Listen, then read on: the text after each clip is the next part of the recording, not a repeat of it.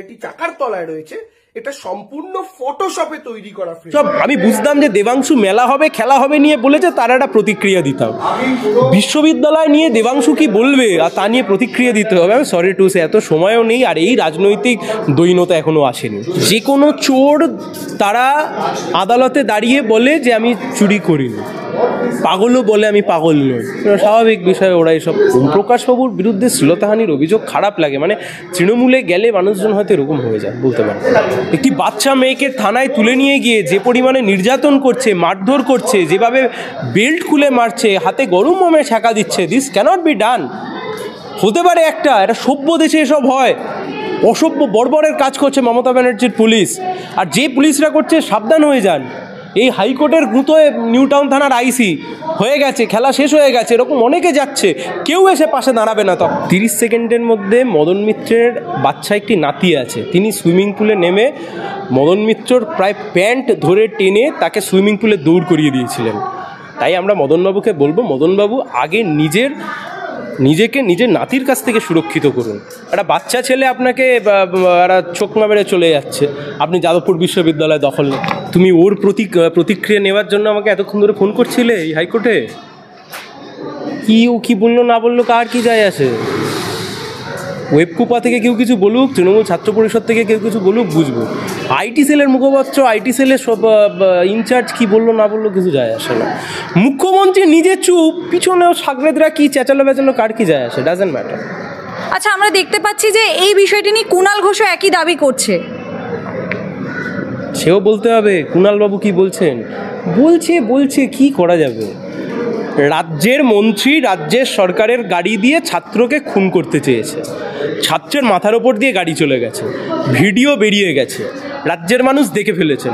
তাই এখন এই সমস্ত কিছু বলে ফগড়ামি করে আর কোনো লাভ নেই। বাচ্চা ফগড়ামি করা হোক বা বড় ফগড়ামি করা হোক, মুখ্যমন্ত্রীর বিবৃতি দাবি করছি আমরা। মুখ্যমন্ত্রীকে বলতে হবে হয় ব্রাত্য বসু ঠিক কাজ করেছেন অথবা ব্রাত্য বসু ভুল কাজ করেছেন, কারণ ব্রাত্য বসু মমতা ব্যানার্জির মন্ত্রিসভার মন্ত্রী। আর শুভেন্দু অধিকারীকেও বলতে হবে as a leader of the opposition, বিরোধী দলনেতা হিসেবে শুভেন্দুবাবুকেও বলতে হবে উনি ব্রাত্য বসুর গ্রেপ্তার চাইছেন হ্যাঁ কি না। সিপিএম এর নারীবার্তা নির্বাদ হয়ে গেছে, দেবাংশু ভট্টাচার্য বলছেন। এটার মানে কি?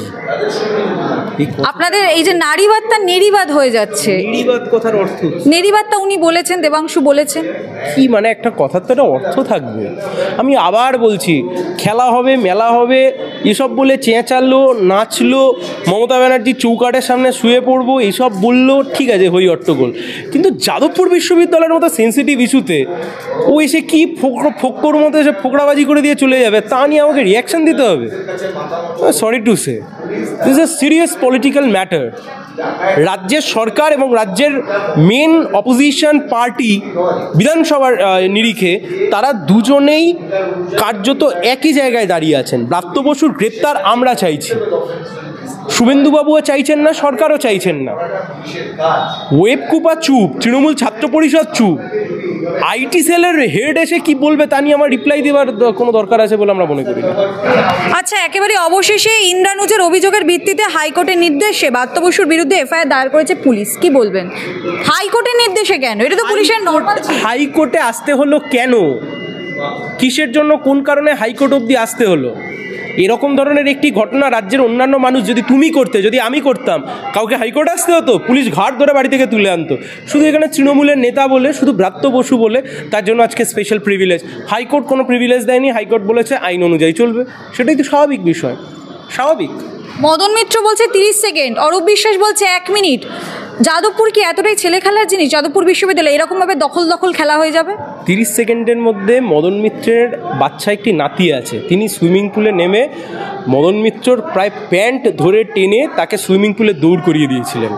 তাই আমরা মদনবাবুকে বলবো, মদনবাবু আগে নিজেকে নিজের নাতির কাছ থেকে সুরক্ষিত করুন। একটা বাচ্চা ছেলে আপনাকে একটা চোখমা মেরে চলে যাচ্ছে, আপনি যাদবপুর বিশ্ববিদ্যালয় দখল নেবেন বলছেন, কি করতে চাইছে? রাজ্যের মন্ত্রী অরূপ বিশ্বাস তিনি বলছেন যাদবপুর দখল করে নেব, বিধায়ক প্রাক্তন মন্ত্রী মদন মিত্র বলছেন দখল করে নেব, বিরোধী দলনেতা শুভেন্দু অধিকারীও বলছে দখল করে নেব। সন্ধ্যাবেলা কেউ একজন হইহট্টগোল করে চেঁচাচ্ছে, মনে হচ্ছে পাড়া বসে রয়েছে, সেও সাংবাদিক, সেও বলছে আবার কেন্দ্রীয় বাহিনী এনে দখল করে নেব। পাগল হয়ে গেছে লোকজনগুলো। সব কটা আরএসএস এর লোকজন, আরএসএস এর A team, B team, C team. হাইকোর্টের গুতোয় হলো কাজ। ব্রাত্য এবং ওম প্রকাশের বিরুদ্ধে মারধর এবং শ্লীলতাহানির উপরেই একেবারে এফআইআর হয়েছে। ওম প্রকাশ মিশ্র, ওম প্রকাশ বাবু একজন অধ্যাপক, এত বয়স্ক মানুষ, ওনার এত সুখ্যাতি শুনতাম এতদিন, ওনার নামে শ্লীলতাহানি শুনে খারাপ লাগছে। মানুষ তৃণমূলে চলে গেলে কেন এরকম হয়ে যায় আমরা জানি না।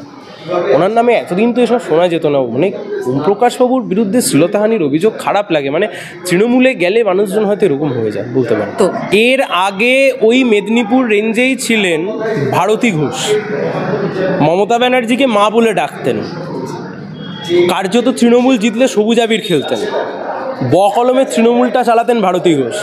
পরবর্তীকালে সেই ভারতী ঘোষ আর তৃণমূলের সাথে বনিবনা হচ্ছে না বলে গিয়ে বিজেপিতে যোগদান করেন। তৃণমূল কংগ্রেসের আমলে পুলিশ অফিসারগুলোকে তৃণমূল দলীয় ক্যাডারে পরিণত করেছেন। সরি টু সে, একটি বাচ্চা মেয়েকে থানায় তুলে নিয়ে গিয়ে যে পরিমাণে নির্যাতন করছে, মারধর করছে, যেভাবে বেল্ট খুলে মারছে, হাতে গরম মোমে ছাকা দিচ্ছে, দিস ক্যানট বি ডান। হতে পারে একটা সভ্য দেশে এসব হয়? অসভ্য বর্বরের কাজ করছে মমতা ব্যানার্জির পুলিশ। আর যে পুলিশরা করছে সাবধান হয়ে যান। এই হাইকোর্টের গুঁতোয় নিউ টাউন থানার আইসি হয়ে গেছে, খেলা শেষ হয়ে গেছে, এরকম অনেকে যাচ্ছে, কেউ এসে পাশে দাঁড়াবে না তখন। আচ্ছা, একেবারে শেষ প্রশ্ন। ইন্দ্রানুজ একেবারে অন্য সংগঠন এসএফআই করতেন না, কিন্তু তাকে কেন মোহাম্মদ সেলিম দেখতে গেছেন এবং তিনি বুদ্ধদেব ভট্টাচার্য যখন মারা গেছিলেন সেটিকে নিয়েও গালিগালাজ করেছিলেন, এমনই মন্তব্য কটূক্তি করছে কুণাল ঘোষ। তাহলে কি সিপিএম মাওবাদীদের সাথে হাত মেলাচ্ছে আর তৃণমূল সেটা সমর্থন করছে? দেখুন, প্রথম কথা হচ্ছে যে মাওবাদীদেরকে সাথে নিয়েই তৃণমূল ক্ষমতায় এসেছিল। কিষাণজি বলেছিলেন আমি মমতা ব্যানার্জিকে মুখ্যমন্ত্রী হিসেবে দেখতে চাই। শুভেন্দু অধিকারী থেকে শুরু করে মমতা ব্যানার্জি, মুকুল রায় দিনের পর দিন এই মাওবাদীদেরকে নিয়ে নন্দীগ্রাম আর সিঙ্গুরে লড়াই করেছেন, আন্দোলন করেছেন। মানে লড়াই বলতে সরকারের বিরুদ্ধে যে আন্দোলনকে ওরা তৈরি করার চেষ্টা করেছিল। ফলে মাওবাদীদেরকে ব্যবহার করা এবং তাদের থেকে বেনিফিটেড হওয়া এ কাজ তৃণমূল করেছে। 1, 2 একজন ছাত্রকে ক্যাম্পাসের অভ্যন্তরে শিক্ষামন্ত্রীর গাড়ি চাপা দিয়ে চলে গেছে, আমরা এই অ্যাঙ্গেলে দেখেছি। ছাত্র সংসদ নির্বাচন এই সময়ের দাবি। কলকাতা হাইকোর্টে জনস্বার্থ মামলা আমি দায়ের করেছিলাম, সেই মামলার অর্ডার ছিল রাজ্য সরকারকে জানাতে হবে কেন ছাত্র সংসদ নির্বাচন করানো যাচ্ছে না, তাতে রাজ্য সরকার নিশ্চুপ। কথা খুব স্পষ্ট, কথা খুব পরিষ্কার, রাজ্য সরকার তার দায় এড়িয়ে যেতে পারে না। অভিনব এসএফআই করে, কিন্তু তাকে বারবার পরিচয় দেওয়া হচ্ছে তৃণমূল নেতার ছেলে। তার কি নিজস্ব কোনো পরিচয় নেই? অবশ্যই পরিচয় আছে, নিজস্ব পরিচয়। স্বাধীন দেশের নাগরিক, 18 বছর বয়স হয়ে গেছে, ভোটদানের অধিকার আছে।